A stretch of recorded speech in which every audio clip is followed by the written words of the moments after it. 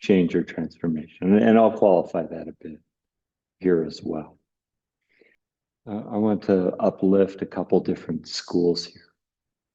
One is a body of knowledge or a view called Vedanta or Advaita Vedanta. And the core premise or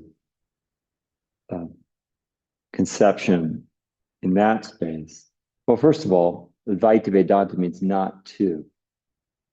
So you're left with a bit of a mystery from the onset. If we're not talking about two, and fill in the blank with your polarity, be it subject and object, be it night and day, or pleasure and pain, or right and wrong, etc. All the dualities that seem to hem this place together. Their assertion is, well, it's not that. It's not two.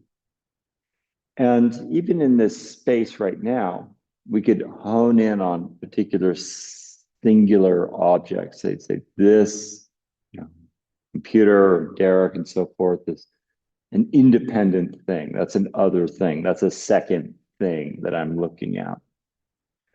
Or we can broaden our view and take in this room in its entirety and appreciate it as a singular phenomenon. It's just one room occurring, or zoom out even further. This is one building occurring, or this is one city occurring. And then lo and behold, the image of the earth hovering in space. Oh, it's just one planet, right? And it lends a very different perspective to all the particulars that are going on. It's just one arising. We'd say that. And you can keep on zooming out to the ends of the universe, and lo and behold, there's a singularity there too, right? So not two, just one. Meanwhile, if I reflect on the drama of my own experience, there's more polarity bouncing around between my ears. There's more attachment over here and less attachment over there. I experience pleasure and pain, and want to live in a more harmonious way, et cetera. Like the particulars seem to matter on another scale. And this is where the tantric view comes into more focus.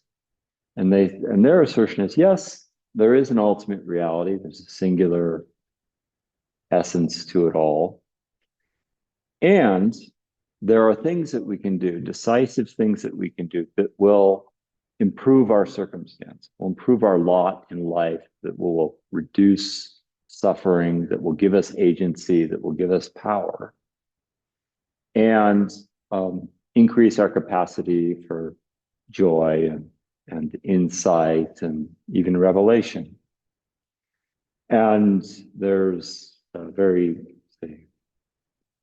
robust and sophisticated body of techniques and methodologies and rituals that help us to navigate this, including hatha yoga, including the advent of yoga asana, and including things like pranayama, that help us, or jyotish for that matter, that help us navigate our human circumstance more skillfully, to be more actualized, as it were. And that's where I want us to be to hold both perspectives or views in our practice, so that there's decisive manipulation or change or channeling of our energy or focus that happens on one level in deference to or in support of a broader view, a more complete view, or a more whole understanding, right?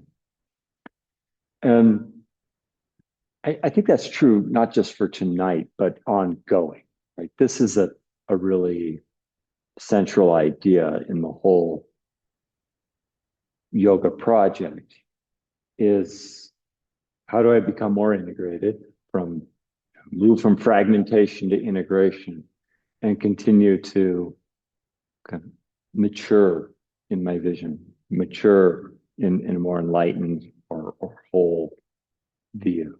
And for nearly everybody, that's a process. That's a process. And the techniques are there to provide a mirror and provide a bit of energy along the way. Right. And somewhere in the mix, lessen our desire for things that may not be supportive or wholesome or reliably get us in trouble or let air out of our tires, give up a bit of that in the process as well.